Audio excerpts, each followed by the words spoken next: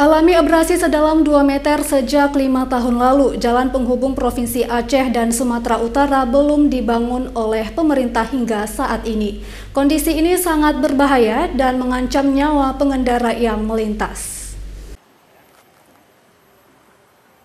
Abrasi yang terjadi di salah satu ruas jalan lintas penghubung Provinsi Aceh dan Sumatera Utara ini telah terjadi selama hampir 5 tahun.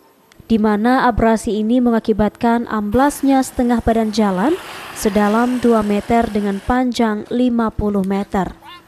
Tidak adanya perbaikan pada ruas jalan yang mengalami abrasi sejak tahun 2017 lalu ini membuat sejumlah pengendara yang melintas, khususnya kendaraan besar seperti truk dan bus, harus ekstra waspada.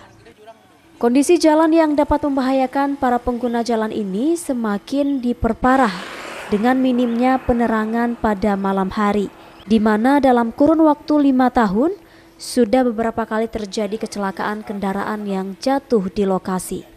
Sementara itu, sejumlah warga sekitar serta para pengendara yang melintas di lokasi jalan yang mengalami abrasi ini pun berharap agar jalan tersebut dapat segera dilakukan perbaikan agar tidak memakan korban. Habis dibangun di tahun 2017, selang 6 bulan langsung longsor dia, karena tidak ditahu sebabnya apa, karena longsornya ke bawah, tidak ke pinggir.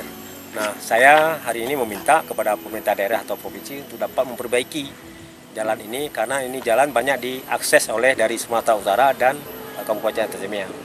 Sebelum korban berjatuhan, berharap untuk dapat diperbaiki. Pemerintah desa sendiri sudah beberapa kali menyurati pemerintah provinsi untuk dapat melakukan perbaikan jalan tersebut. Namun hingga saat ini belum juga ada perbaikan yang dilakukan. Dari Kabupaten Aceh Tamiang, Muhammad Alfi, iNews melaporkan.